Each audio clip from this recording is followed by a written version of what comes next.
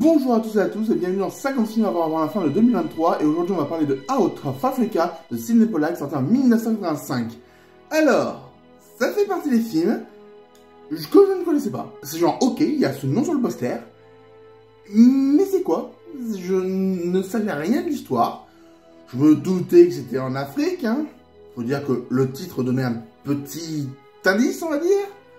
Mais je ne savais rien, je ne savais pas qui jouait dedans, je ne savais pas quelle allait être l'histoire, et je ne savais pas que j'allais voir de si beaux décors, parce que oui, la grande force du film, c'est ses décors. On est tourné en milieu naturel, c'est sûr, et c'est juste magnifique. On voit la splendeur de l'Afrique, ou du moins ce coin d'Afrique, parce que oui, on va pas faire toute l'Afrique, mais on voit plusieurs biomes d'Afrique, et c'est magnifique, vraiment. On a quelques animaux sauvages qui apparaissent, on a envie de voyager avec ce film. Sincèrement, on a 2 heures de pur délice visuel juste sur les décors. Et heureusement qu'il y a ce délice visuel sur les décors parce que au niveau de l'histoire, ça va un peu moins loin. Disons que l'histoire est bateau. Voilà, bateau, ça marche bien. On a 2 personnes qui sont juste amies, qui vont petit à petit s'aimer, se marier, vouloir exploiter un champ ensemble.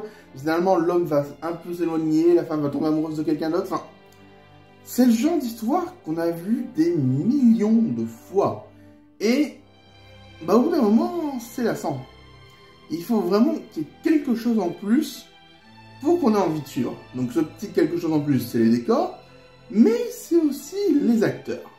Parce qu'on a par exemple Meryl Streep qui joue dedans, qui est excellente. Dans ce film, elle est excellente. Et en fait, tous les acteurs, t'as envie de les suivre. T'as envie de te dire, ok, qu'est-ce qui va arriver à son personnage? Ah, pas mal. Oh, ça se passe comme ça. Et t'as juste envie de les suivre. C'est ça qui est bien, c'est que le scénario est bateau. Hein, c'est vraiment, si vous pensez qu'il révolutionne le cinéma, expliquez-moi. Parce que je ne peux pas comprendre.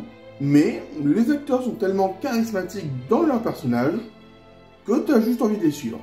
Alors, est-ce que je considérerais ça comme un film culte? Personnellement, non. Mais un film très sympa à découvrir en famille si vous ne l'avez jamais vu. Oui, franchement, regardez-le. Il est un petit peu long, il y a quelques longueurs quand même. Mais ça passe bien. Et en fait, je pense surtout que les longueurs, c'est dû au fait que une grosse partie de l'intrigue du film met du temps à démarrer. On a encore une fois de très beaux décors qui nous sont montrés dans la première heure. Mais l'intrigue avance très très doucement. Tandis qu'à partir de la deuxième heure, on a toujours les beaux décors, mais l'intrigue va un peu plus vite. Donc, je vais pas vous dire de vous zapper la première heure, mais accrochez-vous un peu peut-être. Et finalement, je suis content de découvrir des petits films comme ça que j'aurais jamais vu sinon. C'est vrai que tu me dis qu'il y a un film avec une comédie romantique en Afrique. Je te dis, ok, à part que c'est pas en Amérique, on a déjà vu ça 1000 fois et j'aurais pas regardé comme ça. Là, je l'ai regardé, c'était sympa. Je vous le conseille, je retire l'étiquette. C'était donc le 46e film, il n'en reste plus que 4.